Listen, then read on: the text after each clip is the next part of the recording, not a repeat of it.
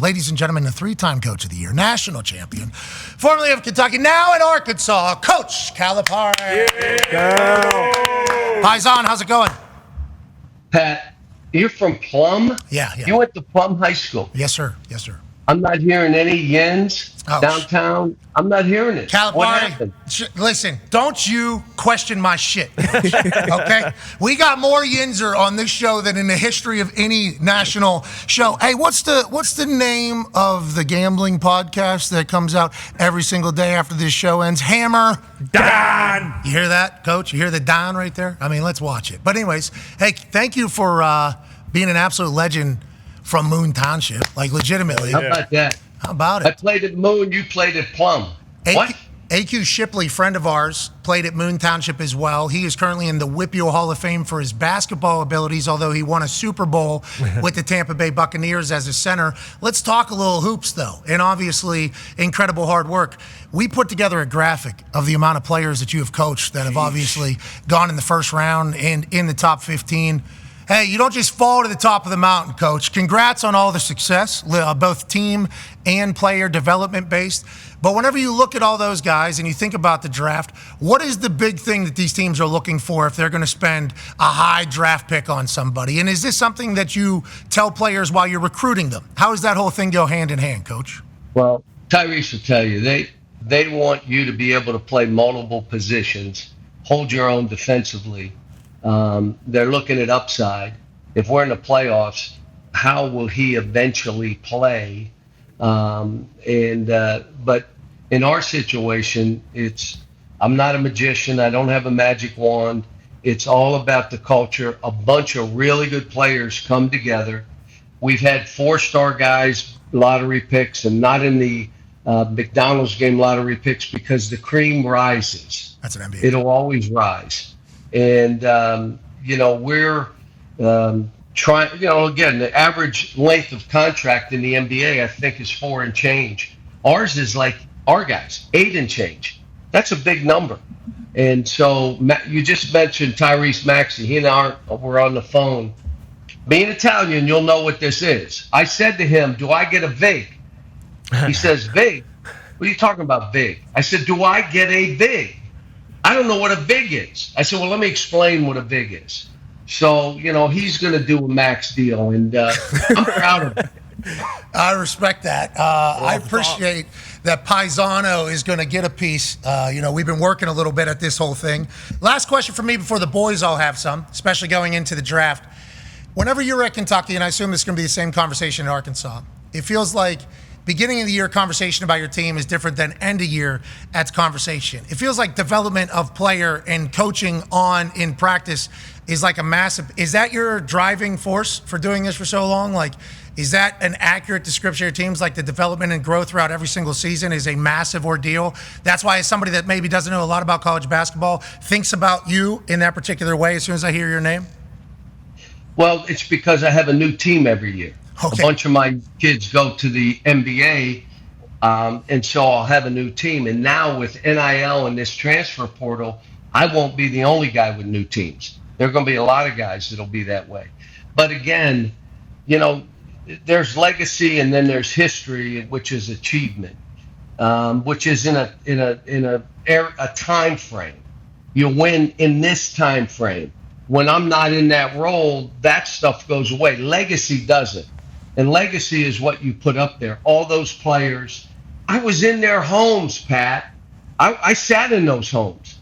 And I said, if we all do right, we're not going to be like this long. Now, how they do this, some kids leave early. Are you ready for this statement? Earlier than I think they should. You don't need to leave early now. You're getting paid. Stay and make sure you're ready to go in that league like our guys.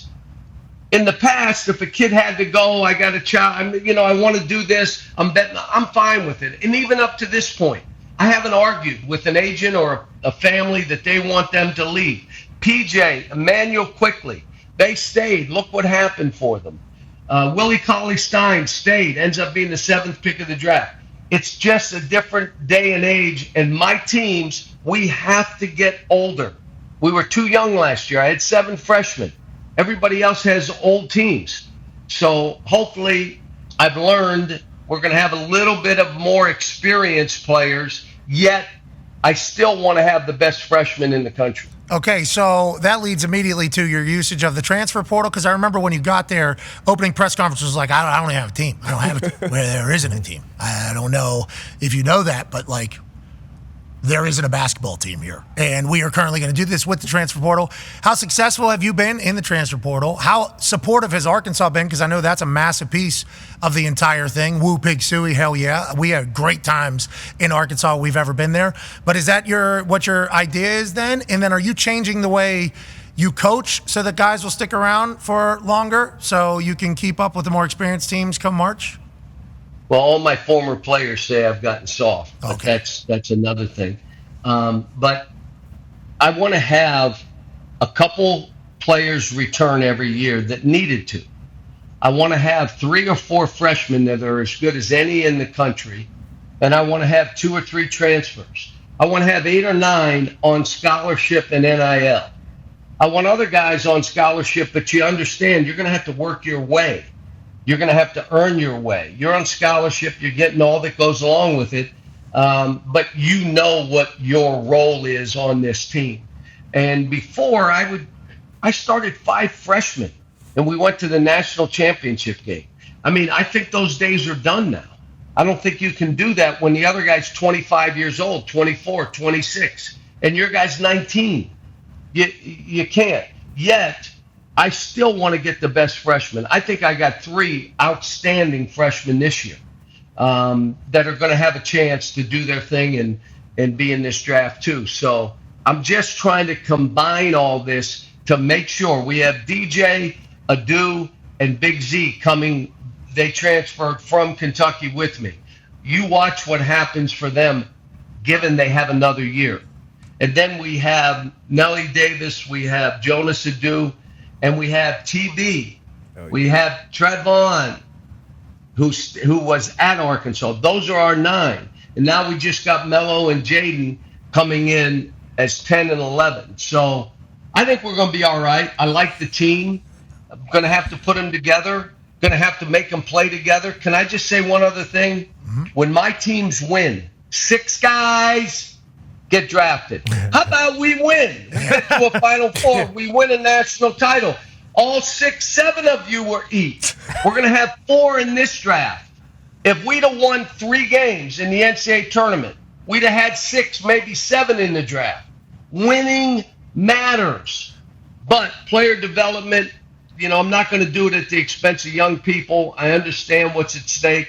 And my legacy, I hope, will be that he prepared young people for success.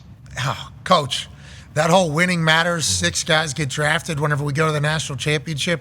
I can't wait for that to be clipped from a social media person whenever you're actually doing your first team meeting, saying, hey, let me explain this shit to you, okay? Let's break this down in that, all right? You win.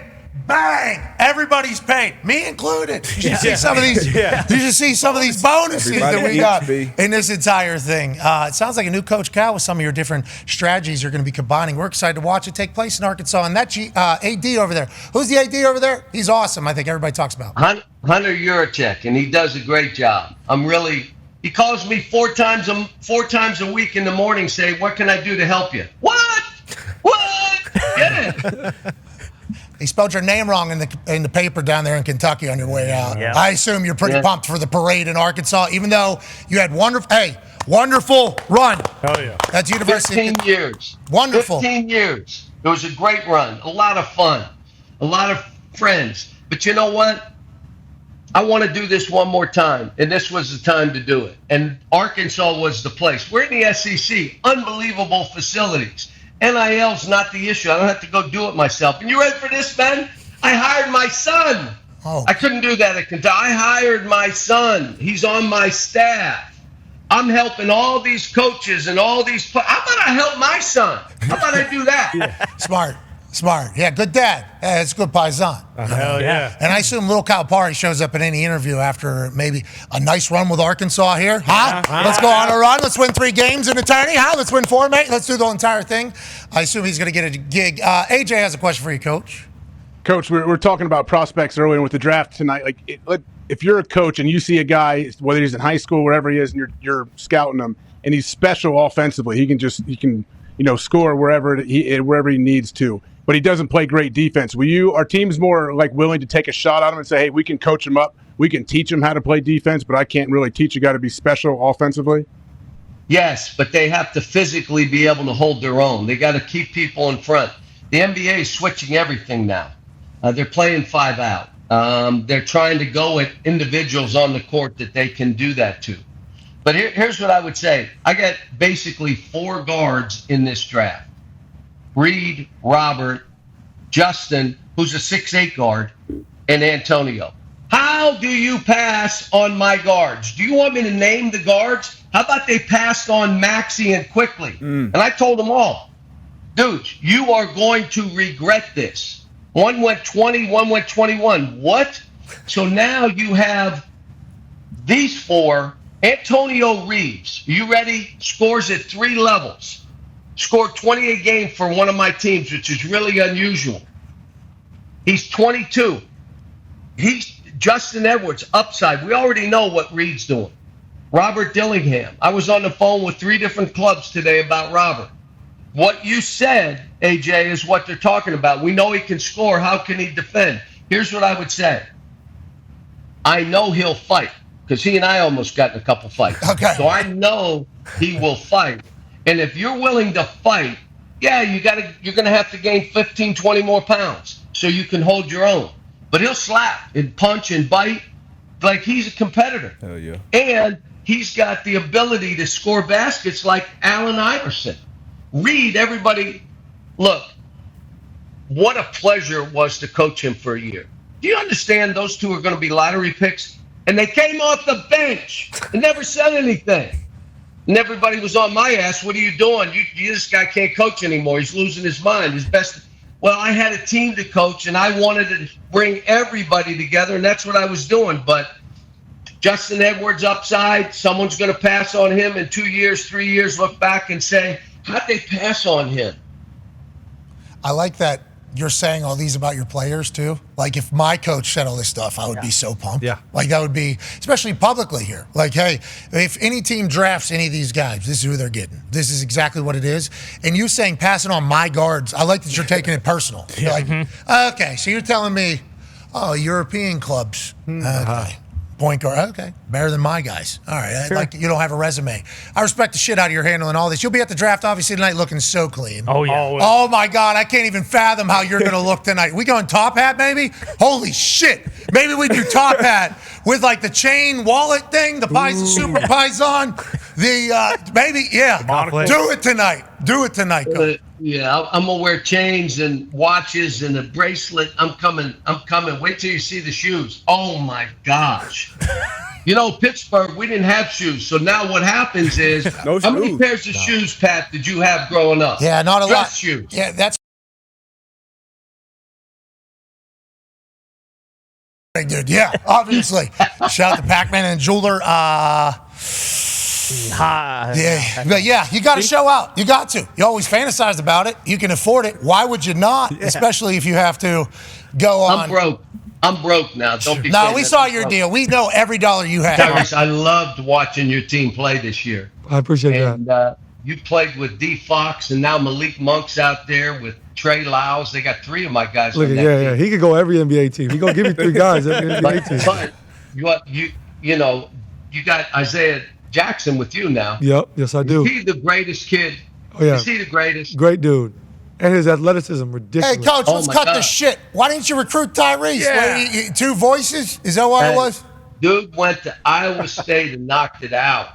Yeah, he did. But I love combo guards, point guards that can score, play on the ball, play off the ball. He had size. Oh. How about, I think I took Tyler Ulis instead of you. No, I'm Tyler Hero's age. I'm Hero's age. So I'm younger than Ulis. Yeah, I'm younger than Ulis. You might have, you know what though? You maybe are responsible for me not going to Wisconsin because you took Tyler Hero to decommit from Wisconsin. Oh, look at this. Hey, we're piecing it together. No, honestly, Coach, thank you so much for that. Thank God. Yeah, go Cyclones. Thank you, Coach. Go Cyclones. Thank you, Coach. We were talking as you cut off there because you said something while you were giving an answer about passing on one of my guards that I really enjoyed. And then Tyrese started explaining, like this guy, every single team has a bunch of people. Is that the number one recruiting pitch whenever you're recruiting? Because the way you're talking, Coach, I just want to let you know, if I was a high school basketball player that had an opportunity to go place, I'd be watching this interview and it's like, this is literally the person that I would want to play. Tyrese Haliburton told us that you didn't recruit him, but if you would have walked into his living room, he would have been like, yeah, I'm going to Kentucky to play for Coach Calipari. It's like, is that the recruiting pitch? Do you have to recruit anymore in this modern age? I got to get back to Tyrese in a second, but well, you said don't come to Kentucky. I did the same thing when I recruited him. So let me give you this. Can I have a humble brag here? Would that bother you? No, you've earned it, pal. You've earned it. We have a graphic here. 70% of the players that we recruited in the last 15 years have been drafted. Damn. 73% of those 70%, Tyrese, have gotten to second contracts. Jeez. I believe we have 30% of the max contracts are my guys. 30%. Our kids have earned over $5 billion without endorsements, just NBA contracts. And the great thing about NBA contracts, Tyrese will tell you, they're all guaranteed. The minute you signed it, that's what you're getting. So when all these guys like Shea Alexander, he's going to make $400 million. All these, I had like 35 guys in the league, and you're asking me, you guys put me on the spot. Forgot D Fox, who's fast as hell. Forgot about Shea and what he's doing. PJ was in the finals. I mean, you're telling me about recruits. I need mothers watching this and know I'll take care of their babies. I don't need the kids to watch it. This is about, you have moms watching this, Pat? A couple, man. Coach, I don't know if this is going to be a good recruiting visit for you. And I don't know what the demo's saying, but I'm not 100% sure. But I do know a lot of late high school, 16 to 49. I mean, so we got, maybe your next maybe 10 first rounders. Yeah. All right, Tyrese, did you think Tyler Hero would be doing what he's doing? We grew up playing together, so I knew he'd be really good. I didn't know he'd be this good. He's killing. He's nice. His dad told me, and when I listen to a dad, I got to take it with a grain of salt. For sure. You'll have no one work harder than him. Threw a couple F-bombs in there, if you know his dad, Chris. So there were F-bombs out there. And the kid lived in the practice facility. Literally never left the gym.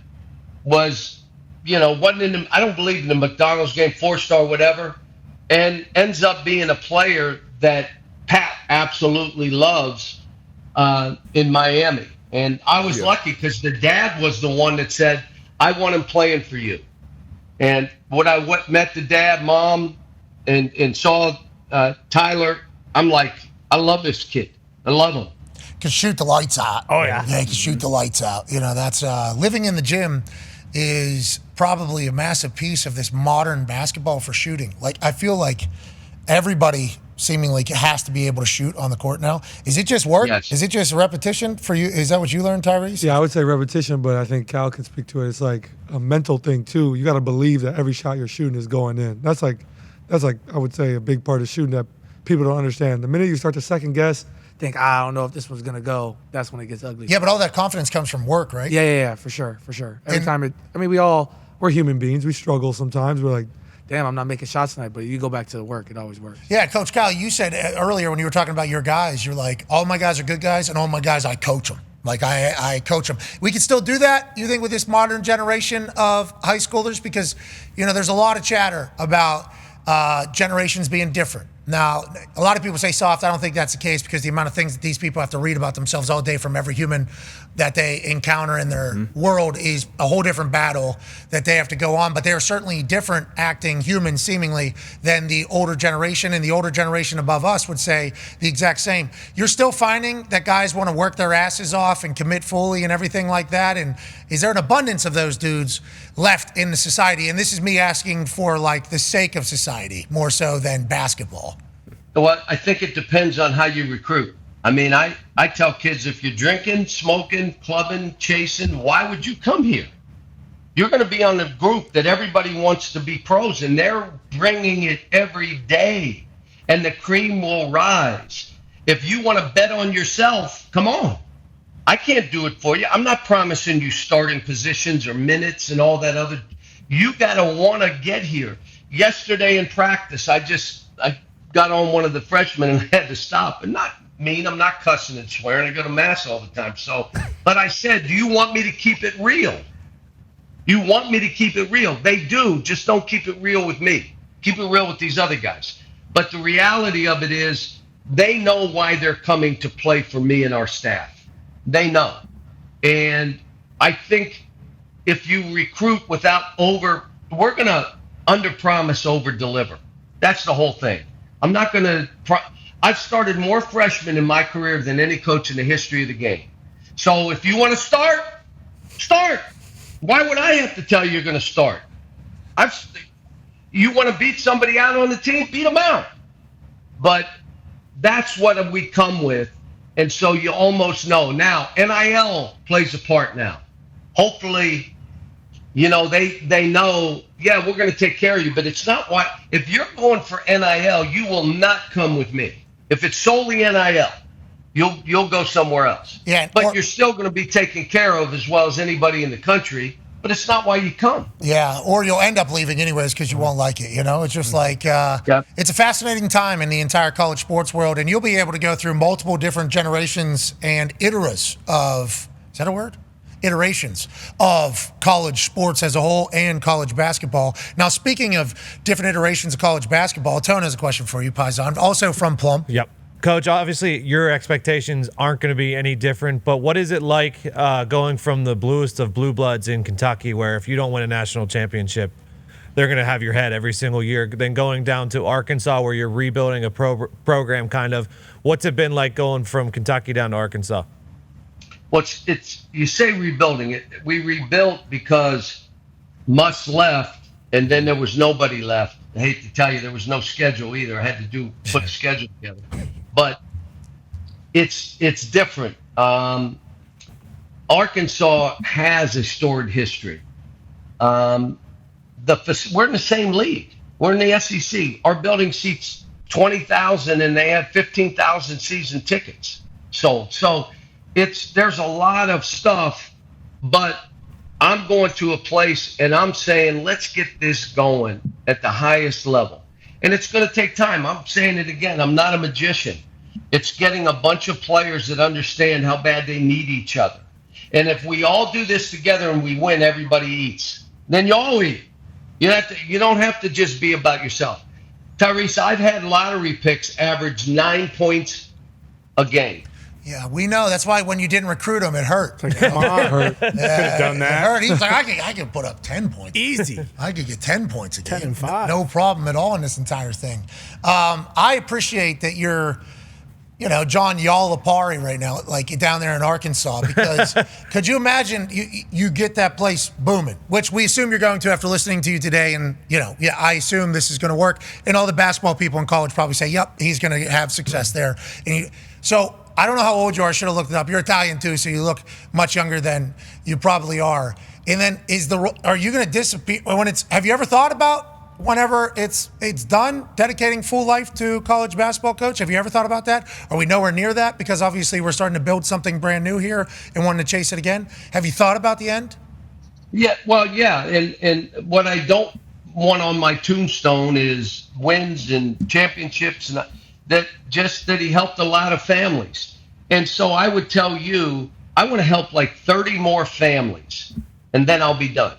And if I do this right, all that other stuff that the fans want, that I want, all the winning and that happens if we're helping a bunch of families. I don't know how long that will be. But, I've always tried to be ahead. I know I got a couple places so that when I'm done, I don't have to stay somewhere. I can go where I need to go. But as long as I'm helping young people and we're helping families and changing lives that way, I kind of get inspired. Like I'll be at the draft tonight, and why'd you go? It's graduation night, and I'm going to go watch the students walk across that stage. And I've done it since, when I get a hug, that's part of the deal. You're coming with me, but when you get up on that stage, I better get a hug somewhere. But, look, I've had a ball doing it. I wasn't ready to stop, but I was ready to let me get this thing going.